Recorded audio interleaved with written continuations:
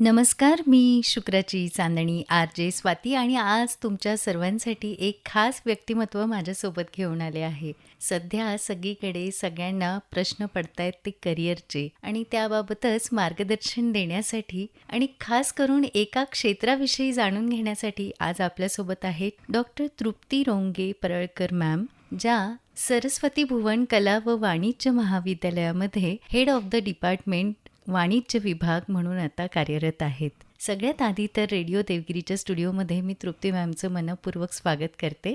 धन्यवाद स्वाती. मॅम, जसं आपण आजकाल बघतो, म्हणजे आजकालच नाही तर आपण जेव्हा लहान होतो तेव्हापासून बघतो, एक तर सायन्स किंवा आर्ट्स असं निवडण्याची एक छोटीशी काहीतरी भूमिका पालकांची नेहमीच असते की एकतर आर्ट्समध्ये जा म्हणजे MPSC UPSC क्रॅक करता येईल किंवा मग सायन्समध्ये कर. कॉमर्स म्हणजे फारसं काही नाही असा जो समज आहे त्याबाबत आपल्याला आज थोडेसे समज दूर करण्याची वेळ आली आहे आणि त्यावरच आज आपण बोलणार आहोत.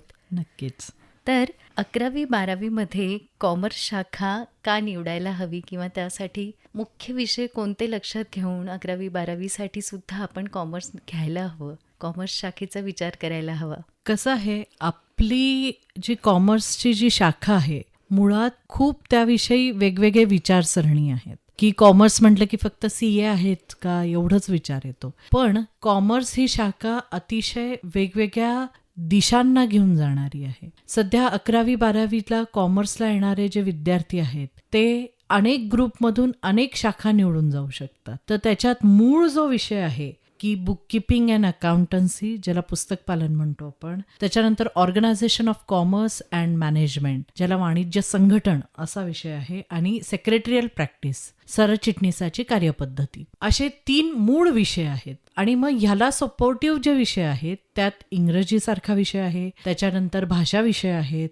त्याच्यानंतर इन्फॉर्मेशन टेक्नॉलॉजी हा विषय आहे, इकॉनॉमिक्स आहे, आणि मॅथमॅटिक्स हा सेपरेट विषय आहे बरं का. की बऱ्याच वेळा गैरसमज असतो की कॉमर्स म्हटलं की फक्त गणित किंवा मॅथ्स आलं असं नाहीये. तर मॅथमॅटिक्स हा सेपरेट विषय आहे तिथे. पण होतं काय की 1ली ते 10वी पर्यंत यापैकी कुठलेच विषय विद्यार्थ्यांना ओळखायला पण नाही आहेत. जर आपण करिक्युलम पाहिला आपला 1ली पासून ते 10वी पर्यंत, तर केमिस्ट्री कुठेतरी गेलेलं असतं, फिजिक्स गेलेलं असतं, किंवा आपण जर म्हणजे सामाजिक शास्त्रांपैकी म्हणलं तर नागरिक शास्त्र असतं, इतिहास असतो.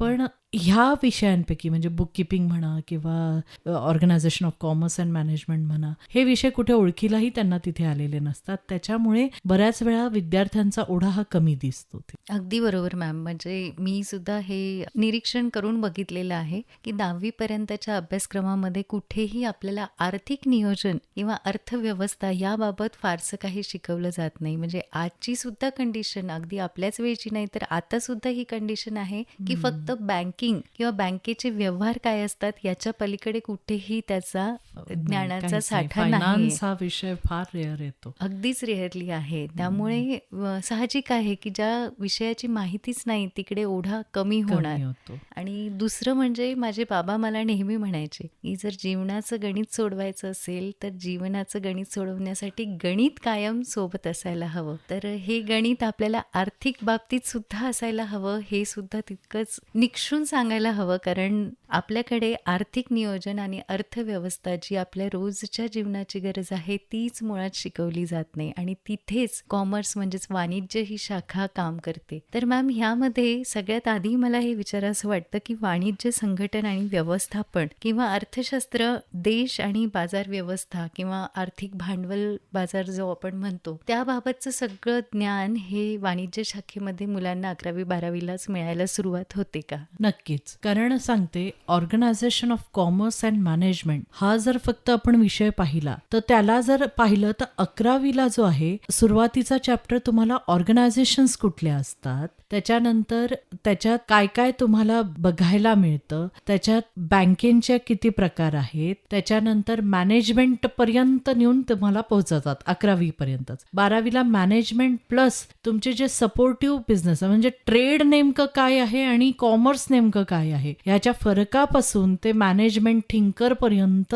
तिथे त्या विषयात शिकवलं जातं. त्याच्यानंतर सेक्रेटरियल प्रॅक्टिस हा लॉ बेस्ड सब्जेक्ट आहे, जे तुम्हाला कॉर्पोरेट लॉ म्हणतात ना, की ज्याला खूप स्कोप आहे बाहेर त्याच्यानंतर, तर तो अगदी 11वी पासूनच सुरुवातीला शिकवला जातो. आणि अकाउंट्स तर तो आत्माच आहे कॉमर्सचा. बरोबर. कारण तुम्ही जे म्हणताय आयुष्याचं गणित, तो मूळ फायनान्सचा जो विषय आहे की ज्या ह्याच्यावरती अख्खी इंडस्ट्रीज टिकून असते तुमच्या, की प्रॉफिट किती झाला आणि ह्याच्यात इन्व्हेस्ट करायचं की नाही हे कशावरनं ठरवता, when you will determine the profit. मग हा प्रॉफिट डिटरमाइन कसा करायचा हेच मूळ पुस्तक पालन शिकवत. अगदी सुंदर मॅम. आणि त्यामुळेच 11वी पासून वाणिज्य शाखेची निवड करावी असा सुद्धा विचार आपल्या समोर येऊन उभा राहतो. नक्कीच, कारण या विषयाला नक्कीच पुढे खूप मोठा स्कोप आहे. आणि अजून एक महत्वाचा प्रश्न असा वाटतो मॅम, की तुम्ही फिमेल आहात, मी सुद्धा फिमेल आहे, तर फिमेलच्या दृष्टीने 11वी-12वी पासून वाणिज्य शाखेत जाणं हे किती उत्तम आहे किंवा किती फायद्याचं मुलींसाठी सुद्धा आहे? इथे मेल फिमेल असं डिस्क्रिमिनेशन करण्यापेक्षा आपण ओव्हरऑल बोलूयात की 11वी-12वी नंतर वाणिज्य विभागात किंवा कॉमर्स शाखेत काय मिळतं. तर आपल्याला सगळ्यांना माहिती आहे की चार्टर्ड अकाउंटंट, कंपनी सेक्रेटरी ज्याला आपण CS म्हणतो,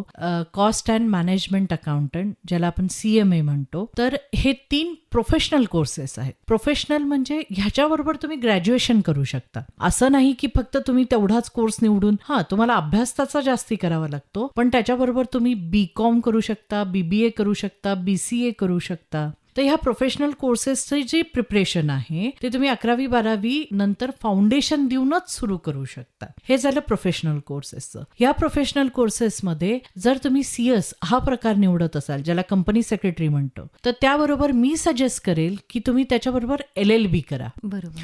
कारण LLBचा सिलेबस आणि CSचा सिलेबस हा सिलेबस बऱ्यापैकी समांतर चालतो. अच्छा. तर त्याच्यामुळे तुम्ही सायमल्टेनियसली 2 डिग्री घेऊ शकाल. आणि ह्याचा उपयोग तुम्ही जेव्हा करिअरसाठी जाल तर त्याच्यात खूप मोठ्या प्रमाणात तिथे स्कोप दिसतो. आपल्याकडे तर आता NLU पण आलेलं आहे, नॅशनल लॉ युनिव्हर्सिटी, पैठण रोडला, कांचनवाडीला आहे ते. तर त्याच्यामुळे इथले संभाजीनगरचे विद्यार्थी तर अतिशय त्याचा चांगल्या प्रकारे फायदा घेऊ शकतात. त्यानंतर जसं तुम्ही विज्ञान शाखेत बघता की तिथे IIT असं तुम्हाला प्रिपरेशन ऑफ द IIT असं म्हटलं जातं, तर त्या IIT सारखंच कॉमर्स विभागात IIM आहे, इंडियन इन्स्टिट्यूट ऑफ मॅनेजमेंट. तर ते अनेक ठिकाणी आहेत, म्हणजे बँगलोर, हैदराबाद, बोधगया, रांची, अशा अनेक ठिकाणी जिथे त्यांनी BBA प्लस MBA असा 5 वर्षाचा इंटिग्रेटेड कोर्स घेतलेला आहे. आणि त्याला अतिशय स्कोप आहे, भरपूर सीट्स आहेत त्याच्या. आता नवीन त्यांनी IIM जयपूर हे त्यांनी स्टार्ट केलेलं आहे.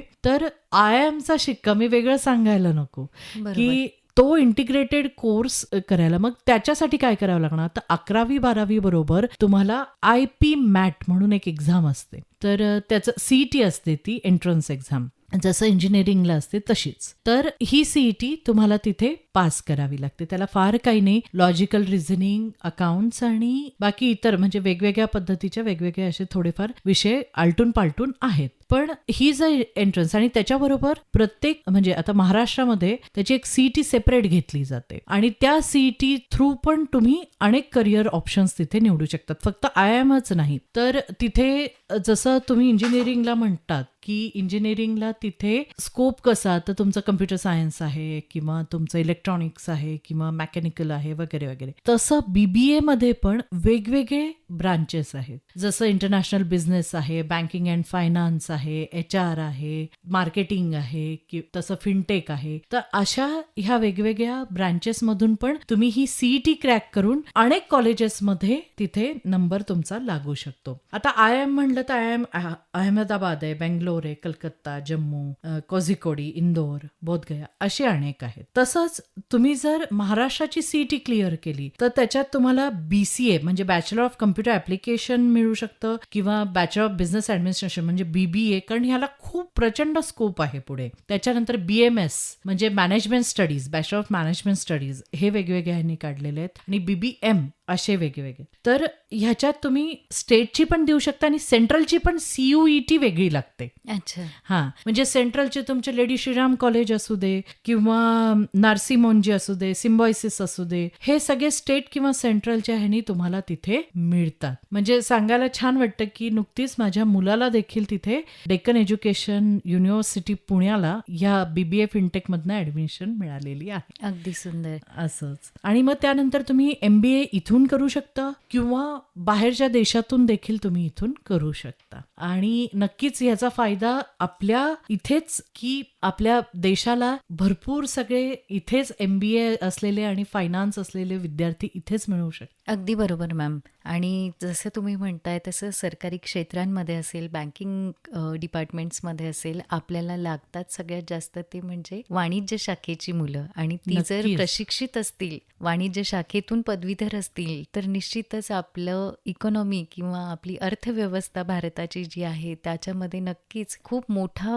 पगडा ह्या गोष्टींचा येईल. बिलकुल. प्रचंड संशोधनाचं कॅलिबर या विद्यार्थ्यांमध्ये आहे. त्याला थोडं अजून आपण पुढे नेलं तर नक्कीच ह्याचा फायदा देशाला नक्कीच होईल. आणि मॅम, आपण जसं सुरुवातीला ऐकत आलो की कॉमर्स घेतलं म्हणजे CAच करायला लागतं, तर हा एक गैरसमज आता बाजूला पडतोय की अनेक संधी उपलब्ध आहेत. तर यामधली सरकारी क्षेत्रातली किंवा बँकिंग क्षेत्रामधली संधी वाणिज्य शाखेच्या दृष्टीने कितपत फायद्याची ठरते? नक्कीच. फक्त प्रायव्हेट सेक्टरमध्येच ह्या जॉब ऑपॉर्च्युनिटीज आहेत असं नाही, तर सरकारी आणि बँकिंग क्षेत्रात तर ह्याला खूप मोठी मागणी आहे. म्हणजे जर तुम्ही BCom प्लस बँकिंगची तयारी केलात तर ग्रॅज्युएशन होता होताच तुम्ही PO म्हणजे प्रोबेशनरी ऑफिसर म्हणून बरोबर. बँकांमध्ये लागू शकतात. त्याच्यानंतर RBI असिस्टंट ग्रेड B ही जी गव्हर्नमेंटची एक्झाम आहे त्याला वाणिज्य शाखेतलाच विद्यार्थी लागतो ग्रॅज्युएट. अच्छा. हा. त्याच्यानंतर रेल्वेतल्या काही नोकऱ्या आहेत, LICच्या काही नोकऱ्या आहेत की ज्याच्यात वाणिज्य शाखेतलाच ग्रॅज्युएट तिथे देऊ शकतो. त्याच्यानंतर सेल्स टॅक्स कमिशनर बरोबर. ही जी पोस्ट आहे, इन्कम टॅक्स ऑफिसर, ह्या सगळ्या पोस्ट ज्या आहेत ह्या गव्हर्नमेंट भरते MPSC UPSC थ्रू आणि त्याला वाणिज्य शाखेचाच विद्यार्थी प्रवेशित असतो. अगदी बरोबर तर मॅम. ते आहे. त्याच्यानंतर नाबार्ड, कोऑपरेटिव्ह बँका, डिफेन्स आणि तुम्ही म्हणाल तर तुम्ही प्रोफेसर म्हणून देखील जॉईन होऊ शकता कुठल्या कॉलेजला. तर इतका सगळा स्कोप जो आहे तो वाणिज्य शाखा तिथे देते. हो. आणि मगाशी जसं मी तुम्हाला विचारलं की मुलींच्या दृष्टीने कॉमर्स किंवा वाणिज्य शाखा ही कशी, तर याबद्दल म्हणजे एक गैरसमज मी पण थोडा समाजात बघितलेला की मुलींना नंतर लग्न, घर, कुटुंब हे सांभाळून सुद्धा जॉब करता आला पाहिजे, असा एक साधारण क्रायटेरिया पालकांचा पहिले असायचा. आणि त्या दृष्टिकोनातून मग ही जी संधी त्यांच्यासाठी होती ती म्हणजे बँकिंग क्षेत्रामध्ये नोकरी करण्याची. तर त्या दृष्टीने सुद्धा मुलींना सुद्धा हे मला वाटतं अतिशय उत्तमरित्या कुटुंब सांभाळून नोकरी करण्यासारखं साधन म्हटलं तर वाणिज्य शाखा निश्चितच होऊ शकते. नक्कीच. याच्यात अजून एक मला सांगायला आवडेल की विद्यार्थिनी जेव्हा हे घेतात तर त्या MBA HR ला जास्ती प्रेफरन्स देतात. अच्छा. ह्युमन रिसोर्स बरोबर. की म्हणजे BBA नंतर MBA ह्युमन रिसोर्स, कारण हा स्कोप जो आहे तो छान आहे यांना. आणि अनेक जणी ज्या आहेत म्हणजे CS करून स्वतःचं पण प्रोफेशन चालू करतात. CS हे स्वतःचं प्रोफेशन म्हणून स्वतःचं हे बरेच विद्यार्थिनी आजही माझ्या करताना मला आढळून येतात. तर ह्याला नक्कीच स्कोप आहे. आणि उत्तमरित्या तुम्ही तुमचं कुटुंब सांभाळून सुद्धा पुढे हे अनेक बिलकुल. वर्ष सोबत तुमचं करिअर म्हणून सुद्धा सांभाळू शकता. नक्कीच. कारण मुख्यत्वाने तीच अडचण दिसते मॅम. शिक्षण, इंजिनिअरिंग, डॉक्टर सुद्धा मुली होतात, पण नंतर ते कितपत कॅरी करणं शक्य होतं याबाबत बरेच आपण उदाहरणं सुद्धा बघत असतो की नाही आता नाही जमत जायला. हां. त्याऐवजी हे घरी बसून सुद्धा तुम्ही काही ना काही त्या क्षेत्रामध्ये निश्चितच करू शकता. भरपूर. म्हणजे माझी एक विद्यार्थिनी आहे, मला सांगायला आवडेल की ती घरी बसून ती कन्सल्ट करते की बऱ्याचशे लोक आजकाल शेअर बाजारात पैसे इन्व्हेस्ट करतात. बरोबर. So she give guidance to them. ती पण अच्छा. MBA आहे आणि ती छान गायडन्स करते. संभाजीनगरवरूनच ती बेंगलोरला आता नुकतीच शिफ्ट झाली आहे, पण तिचं काम थांबलेलं नाहीये. हे खूप उत्तम आणि छान आहे. आणि किती छान वाटतं ना असं. She is having a good career की तिने तिचं सगळं सांभाळून तिथे स्वतःचं शेअर मार्केटमधलं एक नाव छान केलेलं आहे. अगदी सुंदर मॅम. म्हणजे हीच उदाहरणं आहेत जी मुलींनाच नाही तर सर्वांनाच पुढे जाण्याची एक अशी गायडन्स तयार करून देते की नाही तुम्ही तरी पण करू शकता. नक्कीच. आणि याबाबत वाणिज्य शाखा नेहमीच अग्रेसर असते की तुम्ही कुठेही असले तरी तुमचं करिअर तुमच्यासोबत असूच शकतं, फक्त हवी ती नक्कीच. मनाची तयारी. बिलकुल.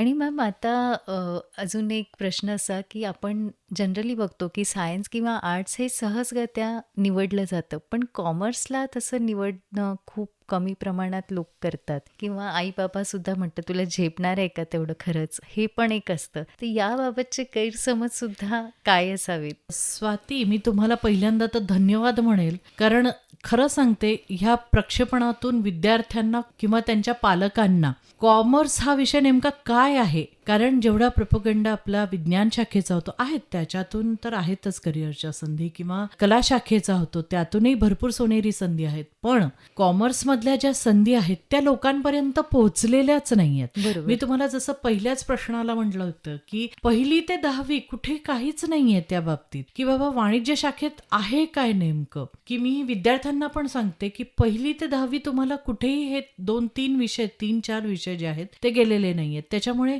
क्षेत्रांमध्ये किंवा बाकीच्या शाखांमध्ये जसं म्हणतं की 11th is the rest period, मी तसं कॉमर्स विद्यार्थ्यांना म्हणू शकत नाही, अच्छा. कारण अतिशय नवीन आहे. आणि मग हे नाविन्य जे आहे ते पालकांपर्यंत पोहोचलेलंच नाहीये. पूर्वीपासून जी परंपरा की बाबा डॉक्टर होणार का, इंजिनियर होणार का ह्याच्यात जाणार, बाकी इतर विषय आणि त्याच्याशी निगडीत असलेले ज्या संधी आहेत त्या आत्ताचे जे नवीन विद्यार्थी आहेत किंवा ज्याला आपण जेन झी म्हणतो किंवा जे आहे त्यांना कळायला लागली आहे. आणि आत्ता कुठे कॉमर्सला ओढा येतो आहे की त्यांना अजून स्कोप कळतो आहे, ह्याच्यात अजून आपल्याला काय काय करता येईल हे कळतं आहे. नाहीतर कसं होतं की हे 1ली ते 10वी नसल्यामुळे थोडासा लोकांपर्यंत किंवा पालकांपर्यंत शक्यतो आपण म्हणू, कारण 11वी-12वीचे विद्यार्थी असतातच किती 15, 16, 17 वर्षाची, बरोबर. तर त्यांना गायडन्स करणारे त्यांचे पालक असतात, पण पालकांपर्यंत पोहोचणं तर ते खूप रेअरली शक्य होतं. तरीही मी आजकाल शाळांमध्ये जाऊन त्या बाबतीत प्रबोधन करते आहे की करिअर इन कॉमर्स पण भरपूर तुम्हाला स्कोप देईल आणि तुम्ही त्याकडे नक्कीच वळू शकाल.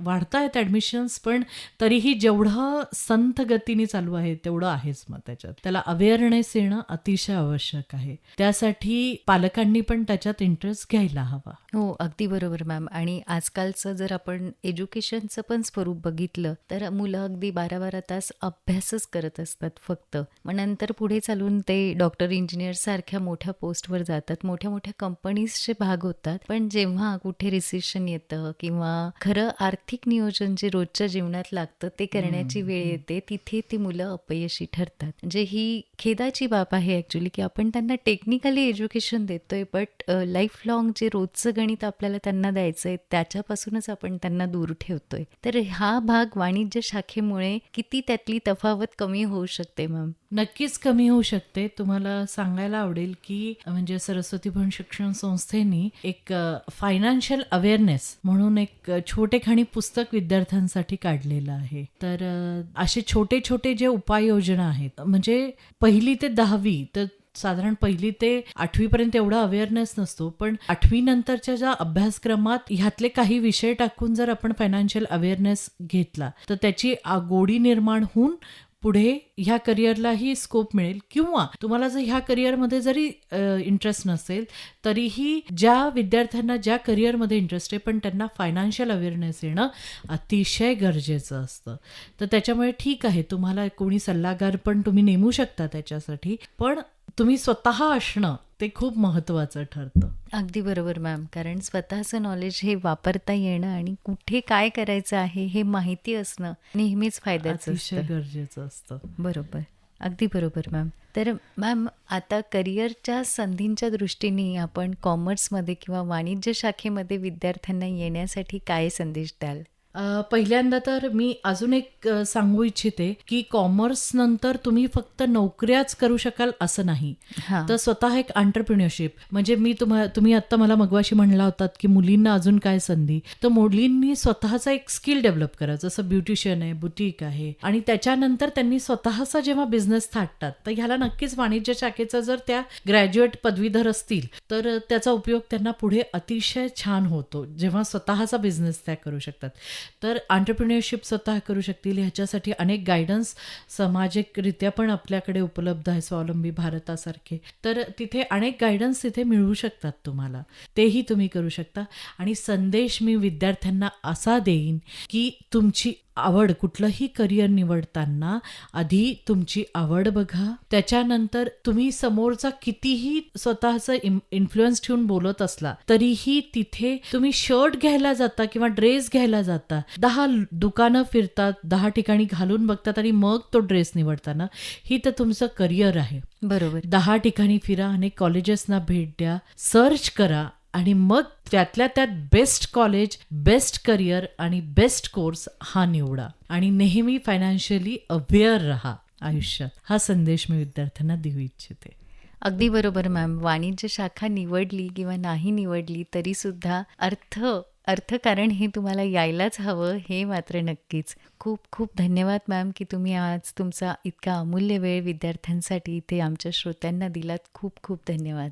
धन्यवाद सर. या होत्या doctor Trupti Ronge Paralkar madam, head of the department कला व वाणिज्य महाविद्यालय, छत्रपती संभाजीनगर इथून. अशाच करिअरच्या संधींविषयी जाणून घेण्यासाठी जोडलेले रहा रेडिओ देवगिरी 91.2 FM सोबत, वारसा लोकसंस्कृतीचा.